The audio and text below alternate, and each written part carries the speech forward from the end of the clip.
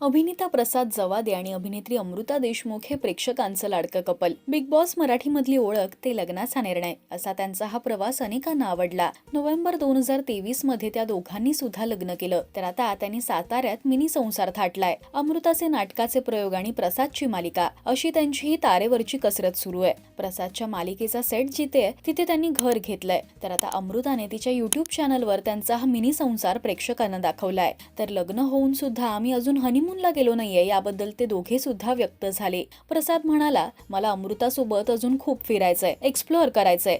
आम्ही लग्नानंतर अजून कुठेच गेलो नाहीये. त्यावर अमृता म्हणाली, लग्नाचा जो खर्च होता तो आटोक्यात ठेवला असता तर कुठेतरी गेलो असतो फिरायला. आता आम्ही तो खर्च मेहनत करून भरून काढतोय. मला नवीन मालिका मिळाली आणि अमृताचे सुद्धा नाटकाचे प्रयोग सुरू होते. त्यामुळे या सगळ्या गोष्टी पॉसिबल नव्हत्या आणि आम्हाला घाईत काहीच करायचं नव्हतं. यावर अमृता म्हणाली, आमच्या फील्डमध्ये संधी या काही सांगून येत नाहीत. आमचं काम असं आहे ज्याबद्दल अंदाज लावता येत नाहीत.